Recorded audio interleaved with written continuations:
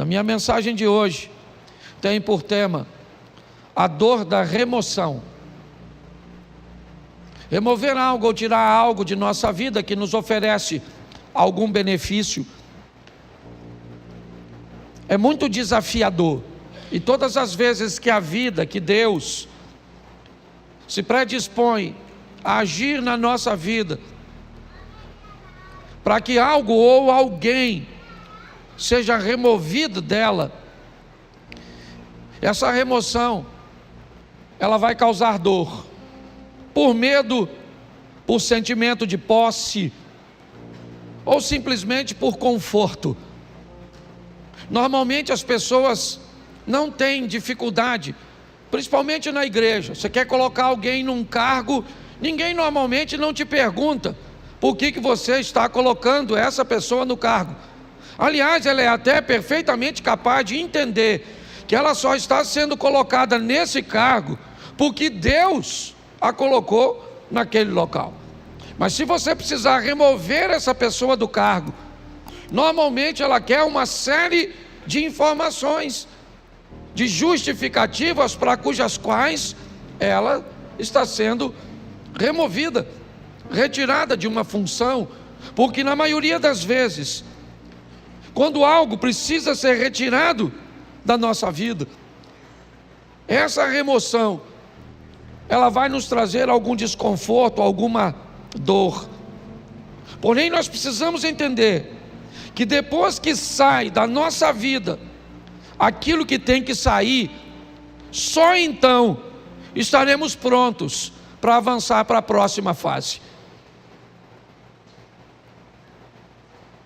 Quando nós somos capazes de entender isso, fica mais suave, menos doloroso ver pessoas partirem, ver empregos ficarem para trás, ver situações cujas quais achávamos vantajosas, expressivas e significativas partirem. Às vezes sequer elas ficam por muito tempo, porque não é o nosso destino, é apenas uma fase da nossa vida. A Bíblia inúmeras vezes nos dá exemplos sobre isso. Quando nós vemos a história da mulher de Ló, o que ela tem? Ela tem um apego àquilo que está ficando para trás. Ela está sendo arrancada, removida de sua casa, de seus pertences. Ela só está saindo basicamente com a roupa do corpo.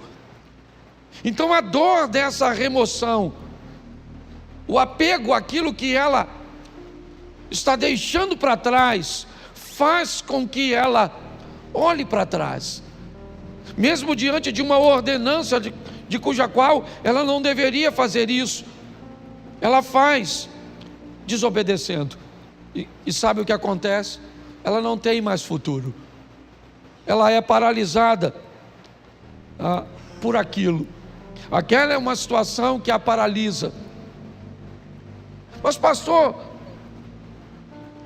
muitas vezes nós precisamos retornar, precisamos dar uma olhada, sim, mas não precisa ser num looping onde você retorna onde estava. O movimento pode parecer o mesmo, nós podemos fazer isso numa espiral, onde você volta ao mesmo lugar que estava antes, somente não é na mesma altura.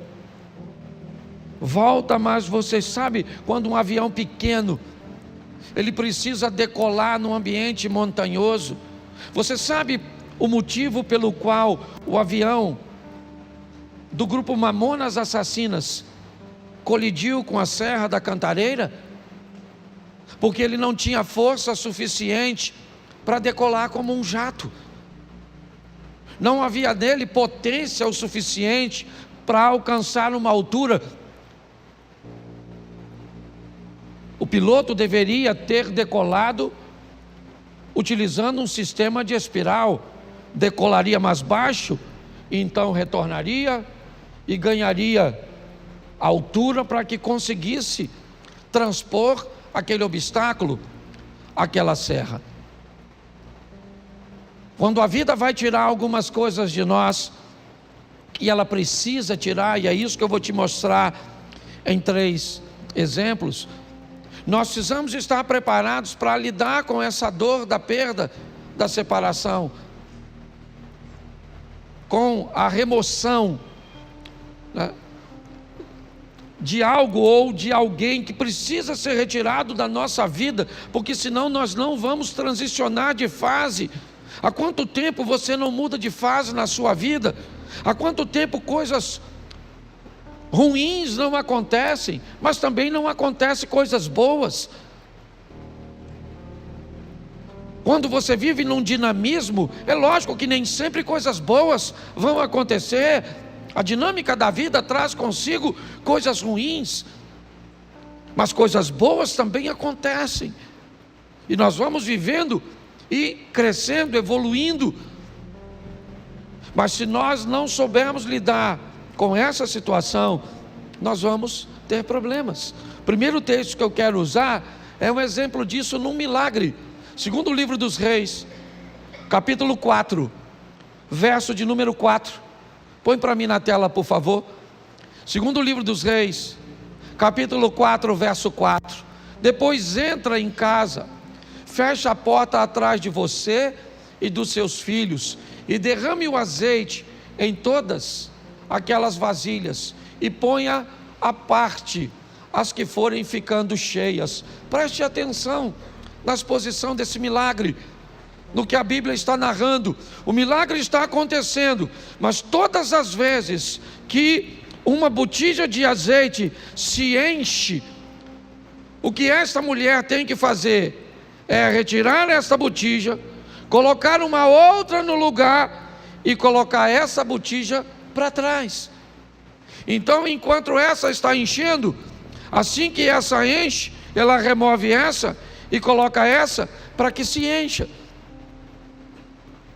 Me parece que a visão é basicamente a mesma. Aconteceu, está tudo certo, e agora o que eu faço? O que aconteceu agora é passado. Eu tenho que voltar para o ambiente onde as coisas acontecem, e não utilizar o verbo no passado. Eu tenho que entender isso. Nós não podemos ficar vivendo, né, a mesma estação o tempo inteiro. Então aconteceu, tá bom, foi bom ou foi ruim, passou, eu tenho que estar pronto para a próxima fase.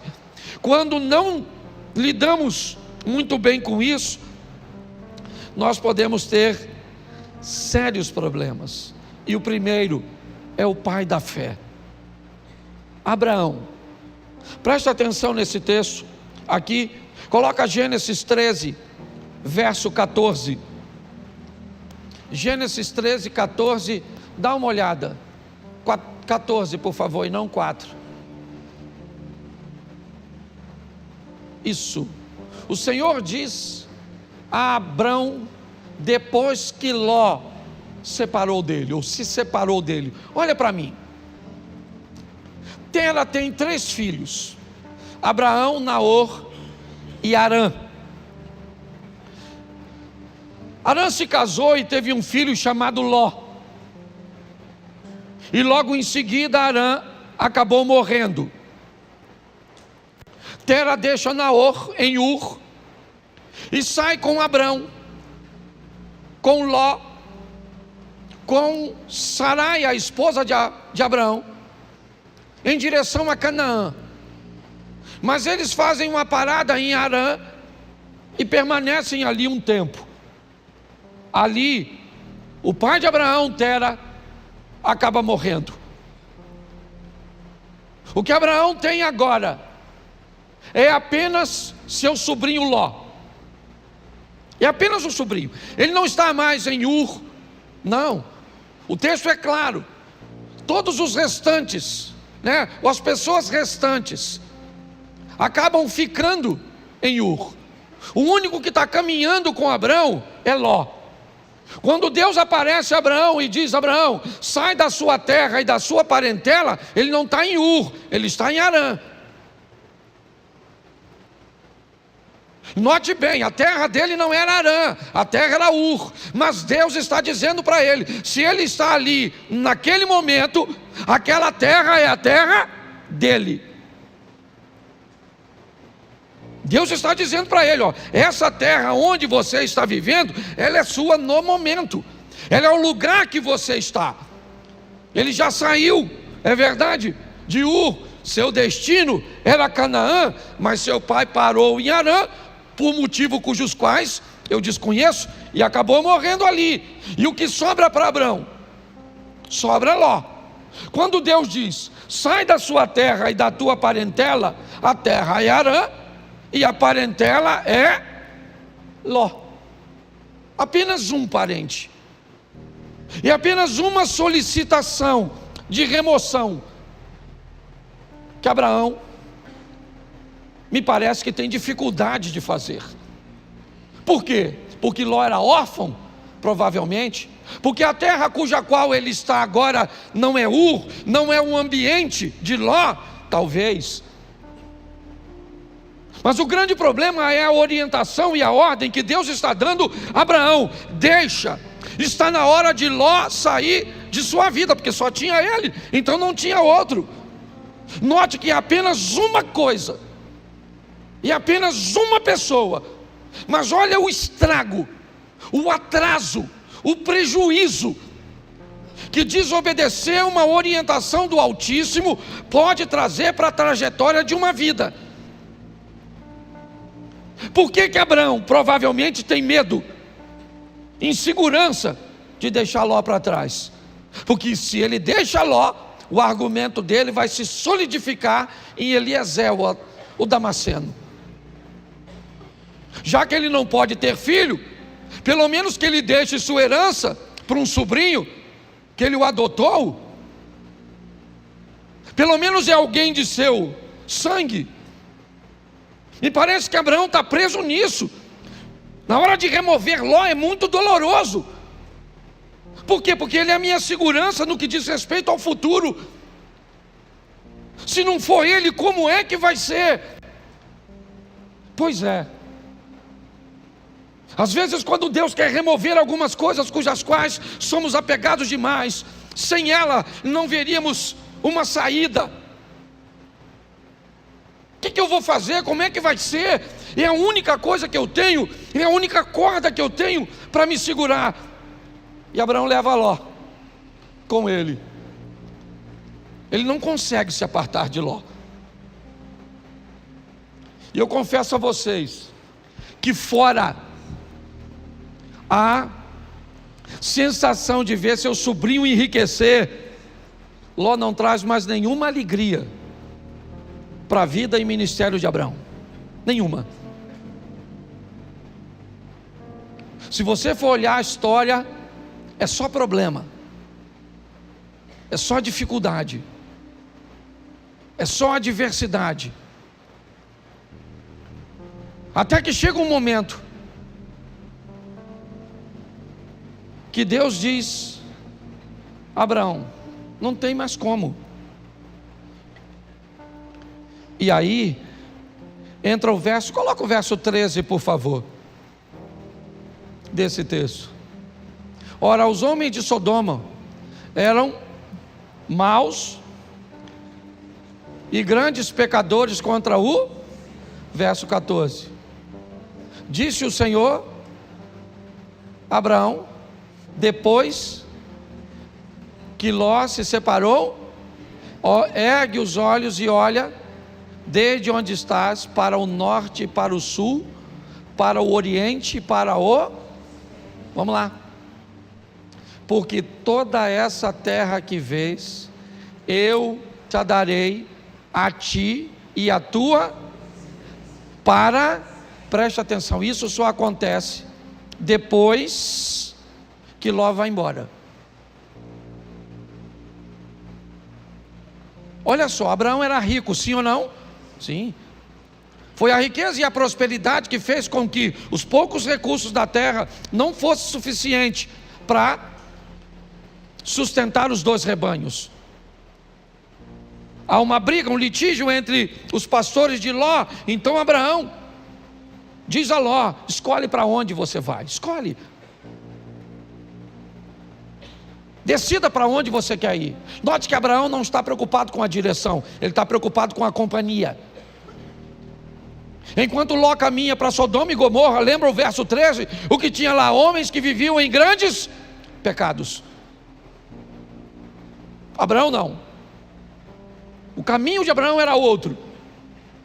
A rota de Abraão era outra. Abraão estava disposto a andar com Deus. Era isso. Quando olhamos essa história, o que descobrimos? Que o pai da fé estava apegado e tinha dificuldade de se libertar de coisas, e aqui, de laços familiares. Entenda o que eu vou falar agora.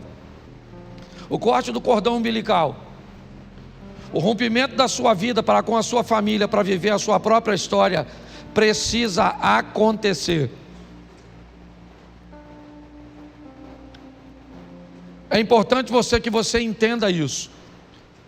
Existe uma nova fase para você, e você precisa estar pronto a retirar ou a permitir que isso aconteça. Se dependesse de Abraão, ele não tiraria. Mas a prosperidade dos dois foram tanta que a terra está dizendo para eles: vocês não têm como viver juntos. Então ele diz: então você vai embora. E o texto diz que assim que Ló sai da vida de Abraão, Deus disse: agora levanta os teus olhos e olha. Agora dá uma olhada. Agora não há limite. Finalmente eu posso fazer na sua vida tudo aquilo que eu sempre quis fazer. Só não conseguia fazer antes porque você ainda estava aprisionado. É importante, eu não sei qual é a prisão ou aquilo que precisa ser removido da sua vida. Eu sei que tem coisas, e principalmente quando o assunto são questões familiares, principalmente, é romper com uma mãe para dar um outro nível para o casamento. É romper com um filho para dar um outro nível para o casamento. Pare e pense. Muitas vezes nós precisamos, não é abandonar, não. Você vai ver o que Abraão ainda vai fazer mais à frente. Mas é importante que nós entendamos isso, que depois que Ló sai da vida de Abraão, as coisas tomam um rumo totalmente diferente. Então, por mais doloroso que seja, esteja pronto para viver essa remoção. Deixa eu usar a segunda, que eu não posso deter muito tempo. Jonas 1,15. Jonas capítulo 1, verso de número 15. Levantaram Jonas e o lançaram ao mar, e cessou o mar da sua fúria. Preste atenção. Um barco está para afundar, e Jonas está nele. Qual é o problema da tempestade? É Jonas. Qual é o motivo de tudo aquilo que está acontecendo? É Jonas. Por que Jonas está ali? Porque o capitão do navio está ganhando dinheiro com Jonas. Jonas está ali porque comprou uma passagem. Jonas está ali porque tinha uma grana para comprar uma passagem para entrar nesse barco. Mas ele é um desobediente, está certo? Mas ele está trazendo dinheiro. Mas eu não sei quem ele é. Tudo bem, não quero saber. Ele está trazendo uma grana, ele está trazendo uma lucratividade, e pautado nessa lucratividade, eu não sou capaz de selecionar quem entra na minha vida. Deixa eu fazer uma pergunta para você: quanto custa para entrar na sua casa? Quanto custa para entrar na sua família? Quanto custa? Qual é o preço de um ingresso da sua intimidade? Pare e pense. Por causa da entrada de Jonas, o capitão do navio, que não é profeta, ele não desobedeceu a Deus, não. Ele cometeu algum pecado quando vendeu o ingresso do barco dele para o Jonas? Sim ou não? Claro que não. Mas não interessa, tem alguém dentro da vida dele, tem alguém dentro do barco dele que está trazendo aquela tempestade. É só uma questão de tempo até ele afundar. Você sabe o que ele faz, o capitão do navio? Ele pega toda a carga e joga fora. Ele precisava perder a carga? Não, o problema era a carga, o problema era Jonas. Mas ele perde a carga, porque pessoas perdem aquilo que não precisava perder, quando não querem tirar o que precisa ser retirado. Você não quer tirar esse comportamento? Então tá bom, perde o casamento, perde a intimidade, perde a paz. Mas sabe por que Jonas saiu do barco? Porque o capitão procurou. O capitão está procurando, me parece alguma coisa para jogar fora. O que ele quer é aliviar o barco, já perdeu a carga, é verdade, mas a tempestade continua. Então ele vai no porão, ele desce no porão do navio. Eu já falei isso aqui, ele desce no porão do navio, e lá no escuro do porão, deitado num lugar, está o Jonas. Porque aquilo que às vezes vai te levar para o fundo, não está na luz no convés, está no porão, escondido, quietinho. O que ele está estabelecendo em você, um comportamento, uma postura comportamental que destrói seus relacionamentos, que impede você de ter relacionamentos sadios. Mas quando ele procura, a Bíblia diz: aquele que pede recebe, aquele que busca acha. Então ele não está buscando, ele achou, pegou o Jonas, levou o Jonas no convés, o interrogou, e Jonas disse: não era para eu estar aqui, era para eu estar onde? Em Nínive, cumprindo a minha missão. Mas eu desci a Jope, peguei, certo? Comprei um ingresso, uma passagem, entrei no seu barco para ir para Tarsis, para a Espanha. E agora? A tempestade está lá, Jonas diz que ele é o culpado. Mas e agora? O texto diz que o capitão está com medo de jogar Jonas fora. Quem é esse cara? Não é quem ele é a missão que ele precisa executar. Não tem a ver com ele, é com o propósito de Deus na vida dele. Ele se torna importante por causa do propósito. E aquele homem olha e diz: eu não vou remover esse cara do meu barco, eu estou com medo de jogar esse cara fora. Eu jogo esse cara fora e, não quer jogar? Então tá bom. Eu sei o que é isso muito bem. Eu trabalhei 12 anos numa empresa, foi lá que meus filhos nasceram, lá eu me casei. Eu não tinha um carro, eu usava o carro da empresa. Tudo girava em torno daquele lugar. Eu não sabia viver, não havia nenhum outro ecossistema que eu conseguia enxergar, sabe, para me prover de um futuro. Não tinha. Não havia possibilidade, eu não conseguia enxergar. Eu sei hoje que existia, tanto existia que eu estou onde eu estou, mas na época eu não via. Eu estava totalmente apegado, e Deus usando todas as estratégias para me remover. Ele me tirou com mão forte de um lugar que eu não queria sair. Eu não estava vivendo em pecado, não, eu só não estava onde Deus queria que eu estivesse. Mas aqui eu não quero falar de Jonas, eu quero falar do capitão. É ele é o foco da minha mensagem, porque é o barco dele que vai afundar. Por quê? Porque tem alguém que não deveria estar na vida dele, na casa dele, na empresa dele, nos negócios dele, no ministério dele. E agora ele tem que jogar Jonas fora. Sabe o que ele tem? Medo. Medo de jogar. Só que ele não vê outra situação. Ele tem que jogar Jonas fora. Verso 15: e levantaram a Jonas e o lançaram e cessou a sua. Aí ele foi lá, mergulhou no mar, pegou a carga toda, trouxe de volta para o navio e seguiu direitinho, sim ou não? Não. Precisava ter perdido a carga se tivesse jogado Jonas? Sim ou não? Mas perdeu a carga porque não achou o Jonas. Então fala para quem está do seu lado: acha o Jonas.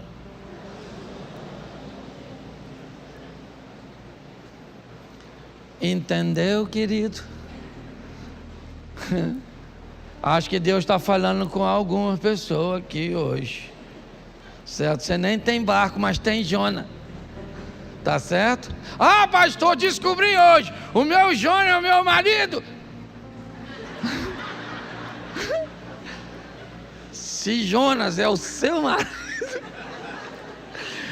eu vou te dar uma notícia, dona.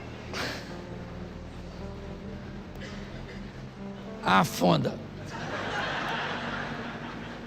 Porque tem gente, a turma que já está brigando, né? Fala, pastor, nossa, remoção.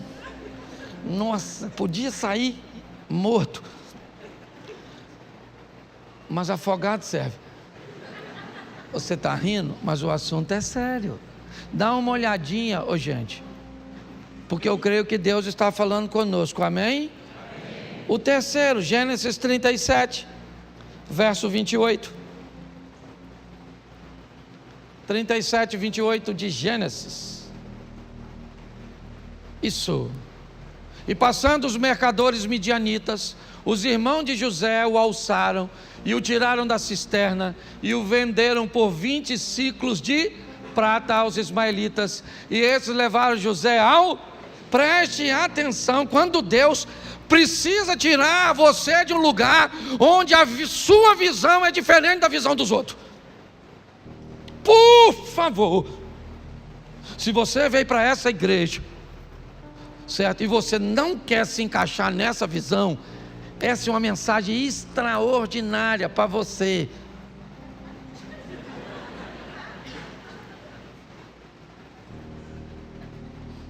O José é um cara que ele vê o mundo, as coisas, ele aspira, seu comportamento é diferente de seus irmãos.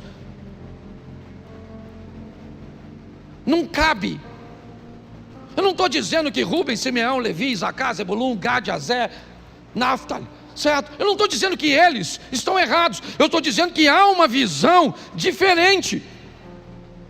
E Deus então vai remover José. Sabe o que ele é? Irmão dos caras. Sabe, ele vai ser vendido como? Repita comigo, é melhor ser um escravo na mão de estranhos do que irmão de uma família de invejosos. O dono do escravo, ele quer o quê? O que ele quer com o escravo? Ele quer o quê? Lucrar, sim ou não? Então, para o dono do escravo, quanto mais ele lucrar, melhor. O que o escravo vai fazer lá na frente? Se o escravo amanhã se tornou governador do Egito, o cara não quer saber. O que ele quer saber é o quanto ele ganhou quando vendeu o escravo. Mas um ambiente de invejoso, ele está preocupado com o que você pode se tornar no futuro. É isso que vai incomodá-lo. Então o propósito, enquanto o dono do escravo não se preocupa com o escravo amanhã, desde que tenha ganho com ele, o invejoso não, ele se preocupa totalmente com amanhã, com aquilo que você pode se tornar. Porque na verdade, na maioria das vezes, todo mundo quer ver você bem, desde que não seja melhor do que ele. Na maioria das vezes é assim que funciona. José precisa ser removido daquele lugar. Não cabe ali. Mas pastor, fique tranquilo. Essa é uma questão de família, e uma família bem organizadinha. Não esqueça que esse cara, ele é bisneto de Abraão, sim ou não? Isso. Ele é filho de Jacó, que é filho de Isaac, que é filho de Abraão. Essa é uma história sensacional no que diz respeito à família. Por quê? Porque José é vendido pelos irmãos aos ismaelitas e vai para o Egito, como nós lemos o texto. No Egito, então, ele se torna governador e depois de anos, seus irmãos vêm morar numa terra que ele conquistou para seus irmãos. Olha só, nessa história, os irmãos de José cabem na vida de José naquele momento que ele está lá? Sim ou não? Não. Mas quando ele migra para o Egito e se torna governador, quem é que vem morar com ele? Os irmãos. Tem gente que não cabe na sua vida hoje, mas vai caber. Tem ambientes que hoje precisa ser retirado de você. Talvez porque você não tem habilidade para lidar com ele. Mas todas as vezes que Deus quer remover isso, ou quer remover algo, alguém da nossa vida, se esse ambiente, se essa pessoa nos traz alguma vantagem, nós vamos ter sérios problemas. Isso aconteceu com Abraão, como eu citei aqui para vocês. Isso aconteceu com aquele homem que teve seu navio ameaçado porque alguém não devia estar lá, e mesmo na hora de remover foi desafiador. E para José também foi difícil ver seus irmãos ficarem para trás e ele ser vendido. Hoje, o que eu entendo aqui para todos nós é que algumas coisas precisam ser retiradas, removidas. Essa palavra veio a mim quando eu ouvi aquela ministração na Slavec, onde aquela ideia de graça que me trouxe até aqui foi ampliada, não diminuída, ampliada. É uma nova fase. É importante que nós venhamos a respeitar o tempo da mudança. É um grande desafio para nós. Eu não sei se você sabe, mas a história de Abraão começa com 75 anos de idade. Isaac nasce, Abraão tem 100 anos. Foram 25 anos depois. Ele teve que vivenciar tudo aquilo. Talvez por isso ele seja chamado o pai da fé. Hoje, muitas vezes, Deus tenta remover coisas tão pequenas. Eu vou falar aqui algo, não vou expor a intimidade de ninguém, mas não sei nem se o casal que eu atendi está aqui, mas não vou citar seu nome de forma nenhuma aqui. Eu estava atendendo agorinha mesmo um casal que corre o risco de se divorciar porque a mulher tem dificuldade de remover o celular, de remover o vocabulário. E se não fizer isso, o casamento acaba. Mas ela tem dificuldade de remover, porque todas as vezes que algo precisa ser retirado, nós temos muita dificuldade. Tenta fazer uma devocional toda manhã. Tenta. E você vai encontrar com diversos obstáculos que você precisa remover. Tenta levantar de manhã, fazer a sua oração, fazer sua leitura bíblica, fazer um período de meditação. Eu não sei de quanto tempo você pode, mas tenta fazer isso. A probabilidade de você não conseguir é muito grande, porque para colocar essas coisas em prática, você vai ter que remover outras coisas que você já faz e que lhe oferece conforto. Tenta orar toda noite com sua esposa, de mãos dadas. Tenta fazer jejum pelo menos 2 ou 3 vezes na semana. Tenta para ver.